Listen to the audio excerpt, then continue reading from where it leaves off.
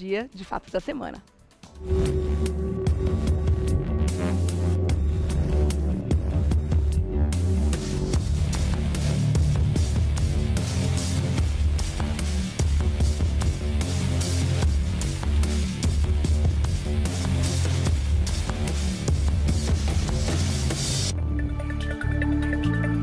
Ataques de gangues violentas estão aterrorizando pedestres que circulam pelas movimentadas ruas do bairro do Brás, na região central de São Paulo. Tudo em plena luz do dia. De acordo com especialistas, as vítimas preferidas dos assaltantes em São Paulo são os pedestres, tendo como principal alvo as carteiras com documentos e, claro, celulares. Segundo a Secretaria de Segurança Pública, o número de latrocínios na cidade de São Paulo diminuiu cerca de 30% em setembro em relação ao mesmo mês do ano passado. Os furtos também apresentaram queda de 7,63%, passando de 15.613 casos para 14.421. E os roubos em geral caíram 2,28%, com 292 ocorrências a menos que em 2014.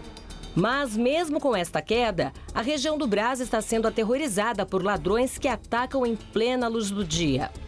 E é sobre esse assunto que vamos falar agora, aqui no Revista da Cidade. Imagens assustam qualquer pessoa, né, gente? Pelo amor de Deus.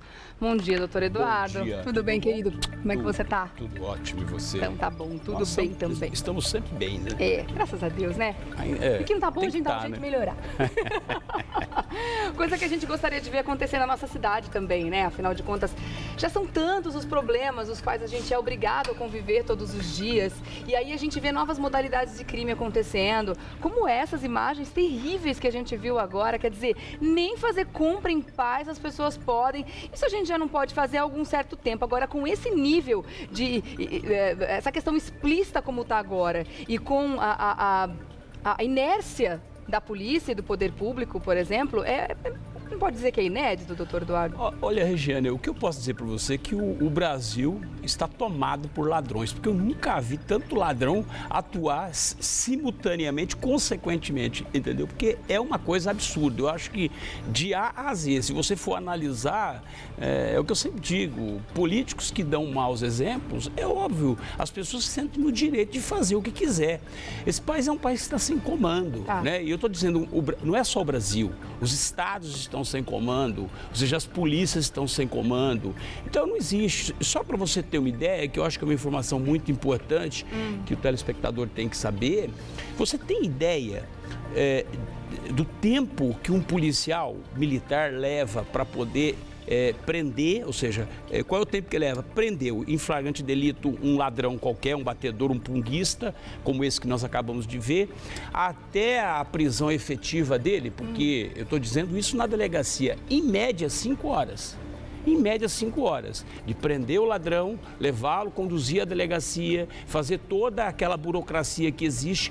Então, quando você pega um ladrão, quando o policial, os dois policiais, porque normalmente trabalham em dupla, quando ele pega aquele ladrão, prende aquele ladrão e leva para a delegacia, durante 5 horas fica desguarnecida aquela região da cidade. Fica desguarnecida. Mas isso porque a questão é muito burocrática ou é o tempo que precisa levar? Poderia ser mais descomplicada essa Poderia ser muito mais descomplicado. Hoje, o processo hoje, porque em São Paulo mudou essa questão de prisão em flagrante. Só algumas delegacias fazem o boletim, ou seja, o auto de prisão em flagrante. Só algumas delegacias, não são todas então, as delegacias. Tem que se deslocar, porque atravessar a cidade inteira. Mudou um procedimento. Então, sim, às vezes você, dependendo da situação, você tem que ser, o preso tem que ser, o bandido tem que ser conduzido para Morumbi ou para qualquer outra delegacia. Mas isso não é muito inteligente, porque além de demorar muito mais, se gasta muito mais. Você sabe que havia uma estratégia que foi constatado, não foi divulgado, mas que foi constatado, foi. Ou seja, havia questão de assalto a banco, se fazia uma simulação, de um determinado crime, entendeu? Se desguarnecia aquela região, aquela local, principalmente a região do Pacaembu aqui, se desguarnecia, tirava uma viatura ou uma ou duas viaturas, vinham os assaltantes de banco e praticavam assalto. Essa é uma estratégia, o que eu sempre digo, bandido é mais esperto do que a gente. Então, esse é o grande problema, ou seja, você tem que, na verdade, desburocratizar a prisão, porque enquanto está prendendo um punguista como esse que nós estamos vendo aqui nas imagens, tem 50 agindo. Não, e já está mais do que provado que não é uma gangue só, né? Tem várias gangues que atuam ali. E uma coisa que, na verdade, me causou muito espanto nessas imagens todas, nessa reportagem, inclusive foi a TV Globo que fez a denúncia na semana passada, é que mesmo com o policial lá, doutor Eduardo, a gente via a inércia no atendimento, a falta de... Na verdade, eu não vou nem dizer compaixão, porque eles não estão lá para ter compaixão, eles estão lá para fazer o trabalho pelos quais eles recebem da população para fazer. Uma mulher teve o dinheiro roubado, as imagens captando tudo.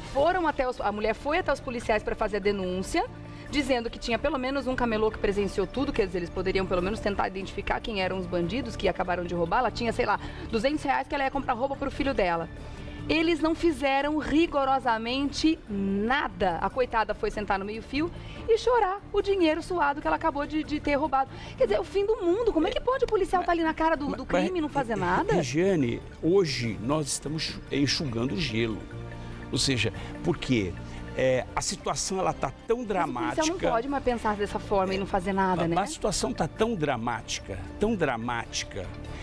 de que nós mesmos, ou seja, o cidadão, ele não percebe isso. Só quando você tem uma reportagem como essa que nós acabamos de ver, feita pela Rede Globo, que ficou uma semana, como é que pode uma cidade como São Paulo, você ter, em média, 450 celulares roubados, isso diariamente? Ou seja, são 450 ladrões que estão agindo de uma forma bastante impune. Então, esse é o grande problema. Né? Então, o que você vai fazer diante de uma situação, de uma cidade tão complicada como São Paulo? Tem que repensar a cidade, tem que repensar a questão.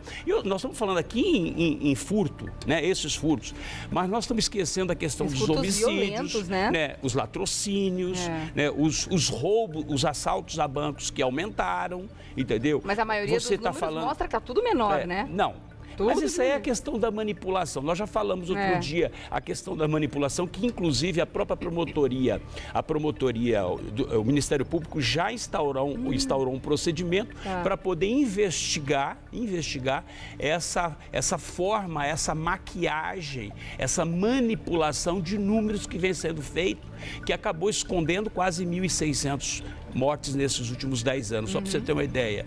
Né? Então, esse é o problema, ou seja, as coisas não são feitas de forma séria. Né? Nós estamos muito preocupados, às vezes, com um furto como esse. Né? Mas se você for fazer uma análise, e eu gosto sempre de fazer uma comparação, porque é com comparações que você vê como é que está dramática a situação. Dramática realidade. De 2011 até 2015, são 5 anos de guerra na Síria, foram 240 mil mortes. 240 mil mortes, dá em média 48 mil pessoas que perdem suas vidas na guerra da Síria. No Brasil são 50 e poucas mil. Então, para você ter uma ideia, ou seja, da situação que nós estamos vivendo uma situação de guerra, né? Ou seja, estamos vivendo uma situação bastante dramática. Só não declarada, né? E mais ainda, saiu agora recentemente um ranking dos 100 países mais violentos, o Brasil está em 7º lugar. Ou seja, o Brasil está em 7º lugar dentre 100 países, né, em matéria de crimes de homicídio. Então, o que eu estou falando para você, ou seja, a situação não é não sou eu que desenho essa situação. Né, esse drama todo. O drama está sendo vivenciado, né, por cada brasileiro. Então, às vezes, as pessoas acham que nós somos extremamente pessimistas, né, com relação... Ao contrário, nós somos extremamente otimistas. Gostaria de fazer uma outra avaliação. Enquanto nós estamos fazendo aqui os comentários, levando a informação para o público, é porque nós acreditamos que o país possa melhorar, que as coisas podem mudar, que políticos possam ser honestos, não é mais honestos, né? Ou seja, porque eles não são honestos. Na verdade, eles são desonestos. Ou você é ou você não é. Então, você tem que, na verdade, construir toda essa questão. E aí envolve também, sobretudo, a sociedade, né? Ou seja, a forma de votação. Como outro dia eu fui criticado no Facebook, porque que de uma certa forma eu não respeitei o voto. Não é que eu não respeito o voto das pessoas, as pessoas têm que aprender a votar. Tem que saber que exatamente quem você... Quando você elege uma pessoa, você tem que saber que você vai colocar a pessoa sentada naquela cadeira durante 4 anos. E durante 4 anos... Não, tirar você não tira. Nós estamos vendo aí a situação... Vontade, não, eles não saem. Aí não sai nunca, né? Então essa é a radiografia de um país como o Brasil. Né? E tem uma coisa que a mídia também tem que parar de fazer, né? É uma coisa tão feia. Fica dando nomezinhos bonitinhos e glamorizando gangues e bandidos e tudo mais. Gangue das bonitonas. Da onde que essas mulheres são bonitas? Do contrário, elas são horrorosas porque elas são ladras. Eu não tô falando de estética, eu não tô falando de beleza física. Elas são feias porque elas são ladras. Elas estão roubando as pessoas, prejudicando a pessoa que está ao lado dela. Então não tem como dar um nome desse para uma gangue de mulheres que atua na região do Brás. Vai me desculpar, mas isso me deixa extremamente irritada, esse tipo de coisa. Há uma contradição na leitura que as pessoas fazem, porque ladrão é ladrão. Ou seja, não tem outro nome senão ladrão. Exatamente. Entendeu? Bandido é bandido. Não tem. Ou seja, pessoa honesta é pessoa honesta. Então acho que não dá para você ficar viajando nessas denominações que dão, nessas frases impactantes. É bobagem, entendeu? Tem que resolver o problema em loco, né? Ou seja, dar a solução para aquilo que nós temos que está dramático, ou seja, e que precisa resolver. Doutor Eduardo, eu te espero na terça-feira que vem, tá bom? Terça-feira estaremos aqui. Com toda certeza, com mais fatos da semana. Olha, para continuar fazendo contato, para conversar, para, enfim, dar sugestões de novos temas, inclusive. Criticar. Também, isso acontece, faz parte. Facebook.com/Eduardo César Leite, lá no Facebook, tá bom? Obrigada, meu querido. Ótima semana, Ótima viu? Semana. Beijo. Tá chegando no final.